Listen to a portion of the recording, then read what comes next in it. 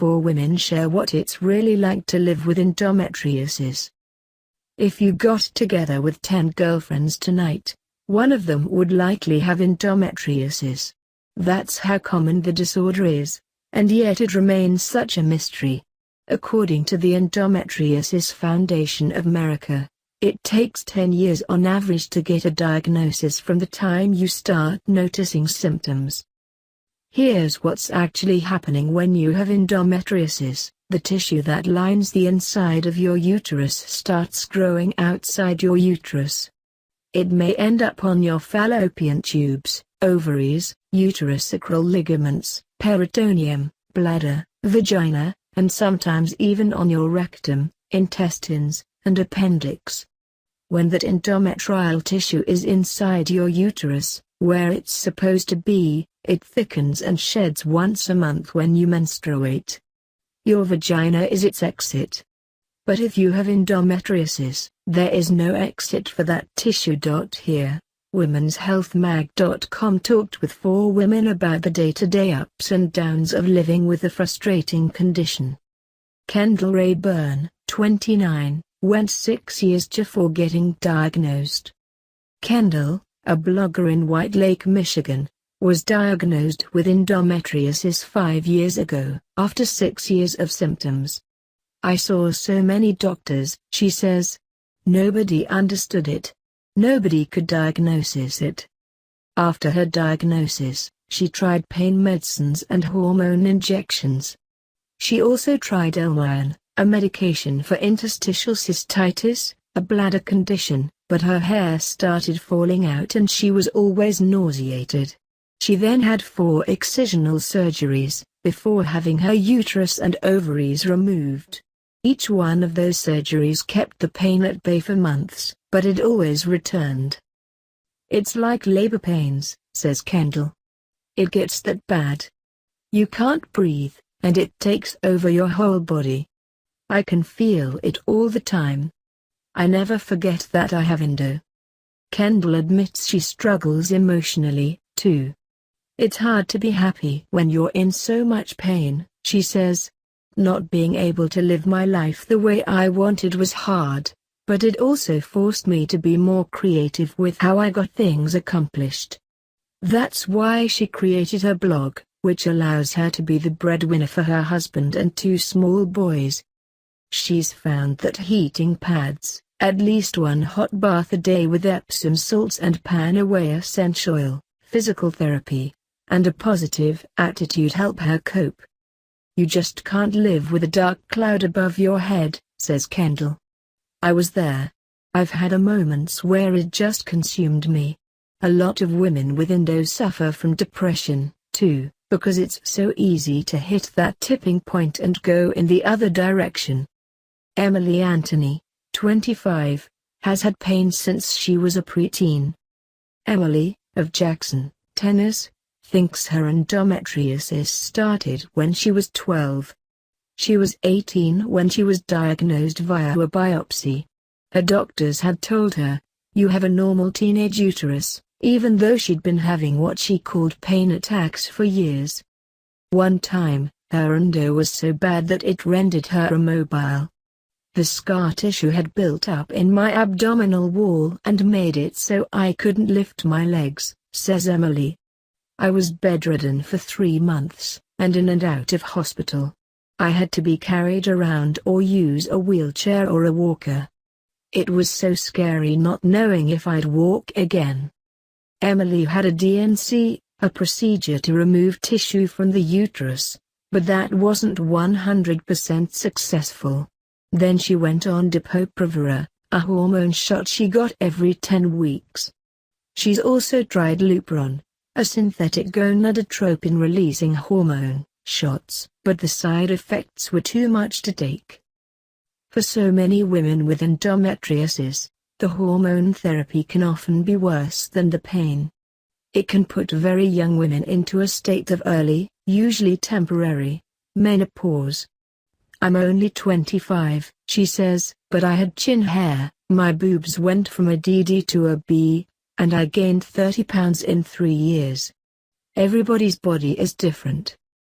When the pain comes, Emily uses 2 heating pads, one for her front and one for her back. She wishes she was still a gymnast, because the days she competed were some of the only days she was pain-free. I'd cry my eyes out on the way to the competition, but then as soon as I got there, my adrenaline would be so high that so much of my pain went away, says Emily. Adrenaline turned out to be a great pain reliever. Charlene Carr, 31, experienced painful sex before she knew what was wrong. I remember when I got my period and the way it felt, says Charlene, a novelist in Newfoundland, Canada. It was so painful. But I'd see other girls handle it and joke about their cramps. For me, it was nothing that I ever wanted to joke about. Looking back, Charlene thinks her symptoms started when she was about 11 years old. She was officially diagnosed with endometriosis when she was 27. And so for 16 years, she talked to a lot of doctors. I was told, this is just what it is to be a woman, says Charlene. I was told, if Advil doesn't work, try Midol. But nothing worked. I thought I must just be really weak. I felt like there was something wrong with my ability to be a woman. Her pain got worse in her 20s, especially during sex. My fiancé at the time, well, our intimate times were becoming very painful, says Charlene. And that didn't seem normal.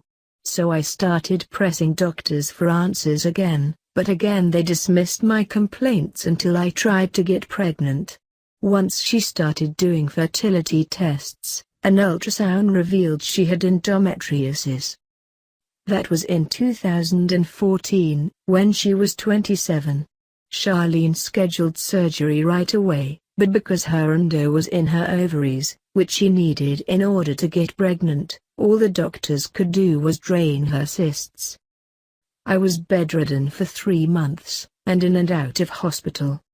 Finally having surgery should have felt like a victory, but it did nothing to relieve her pain or her fertility struggles.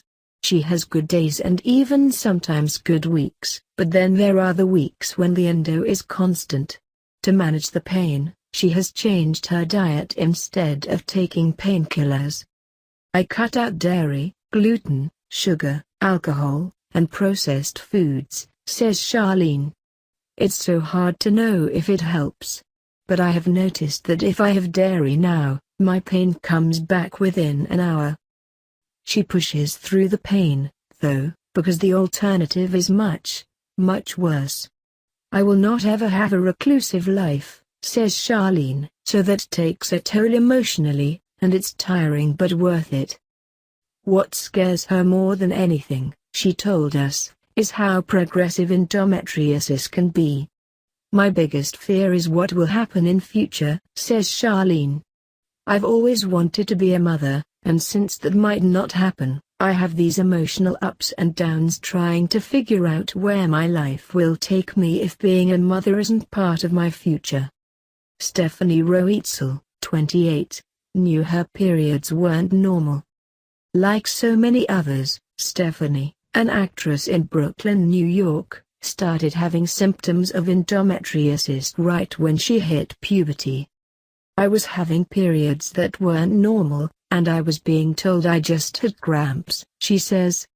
But I had to check out of school routinely 1 day a month because I was in so much pain.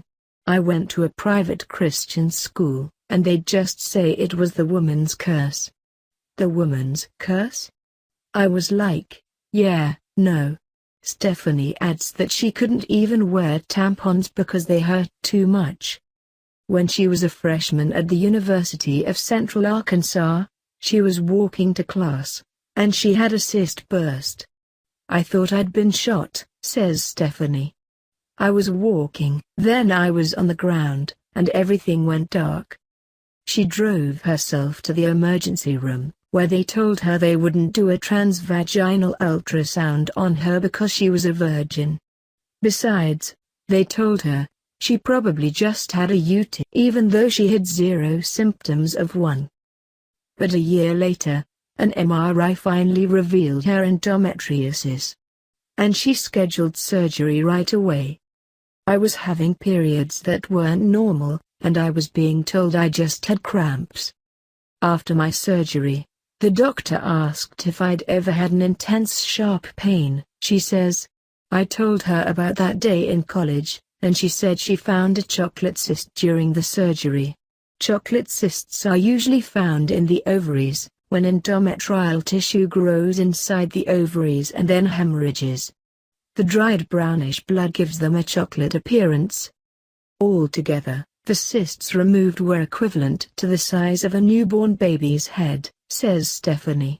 For 9 months post-surgery, she had to endure hormone therapy, which made her menopausal even though she was only 20. I was injected with dipolupron, in order to cut off the estrogen to the endometrial tissue, in the hopes that it wouldn't grow back, says Stephanie. But that messed with my psychiatric health a lot. I got to the point where I'd have panic attacks constantly, and I didn't want to be touched. No kissing, hugging, or sex. Nothing. I felt asexual the entire time I was on it. It really wrecked me. Even worse, I thought I was the only one going through all this. Stephanie's endo is stage 4, which means she has less pain on a day-to-day basis, and her pain is directly linked to her period. I have endometriosis all over my rectum, colon, spleen, and all over internal organs, she says. So when I have my period, I also bleed rectally. Sometimes I feel like someone's shooting an electric current up my butt. Heating pads help, she says. But she wishes she could take advantage of the pain relief she found when she could smoke a little weed. The heating pad is God's gift to all womankind, she says. That, and marijuana. When I was legally allowed to smoke marijuana, it worked so well for the pain. It's really the best thing for it. Because with endo, you have to let your whole body relax. And that's what the marijuana does.